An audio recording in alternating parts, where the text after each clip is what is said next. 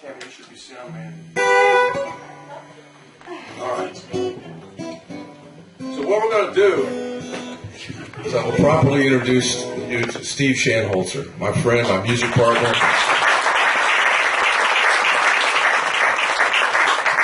And like Steve said, he feels like, wow, I'll let him explain what he feels like he does to other musicians that he plays with. It was quite eloquent when he told me that the other day.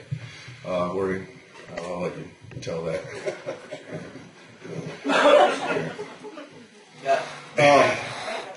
I've basically spent 40 years being the accompanist, and whatever writing happened in the framework of whatever the group was at the moment that was trying to reach stardom.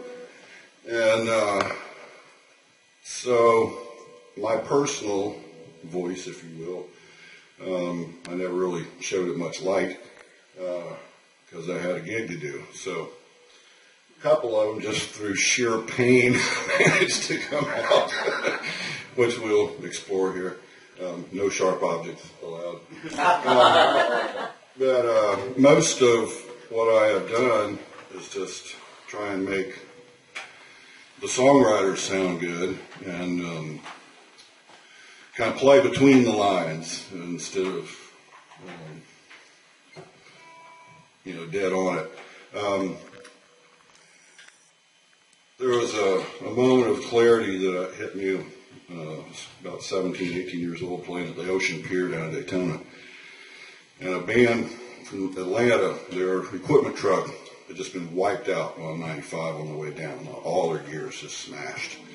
So they showed up, and there was opposing bands, a band on one stage and a band over here.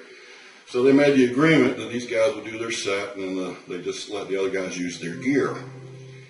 And the first band, the guitars, even though they were playing rock and roll, the guitars sounded like Beach Boys, surf guitar. And they finished their set. These other guys walk up, and nobody touched a knob. Bam! There it was. I mean, it's not the guitar. It's not The settings. Yeah, it's fingers. So that was a big moment for me to realize that you had to kind of hit a place of command. Thank you guys for coming. That's all we have for you.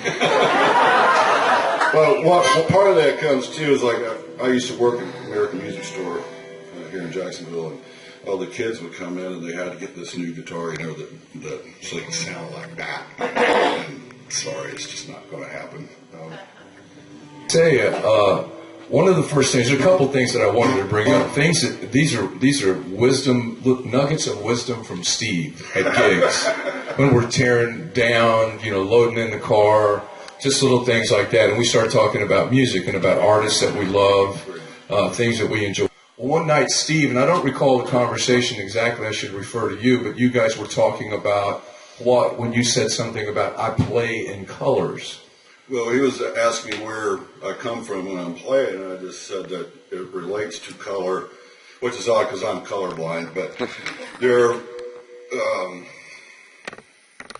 different chord tonalities, different things have different colors. I mean, they don't call it the blues for nothing, so it's, anyhow, he being an artist, he just latched onto that whole thing of like, wow, you play in color, so he thought that was really something. Because it was when, this is a song that Gary wrote that Steve actually recorded on his CD. And you were... I sang it at his funeral, too. Yeah, you were trying to help him get the melody, what he was hearing in his head, you were trying to transfer that to the guitar so you could play it. The deal was he was at the studio, and they called me and they said, Shaq, because they wanted did Gary want or Craig, somebody wanted me to sing it. And they said, you can't be here, we're going to do a ghost vocal. Steve's going to do a ghost track on it. And then he'll be then you can come back and replace it. So I heard it and it was like, yeah, right, I'm not touching that.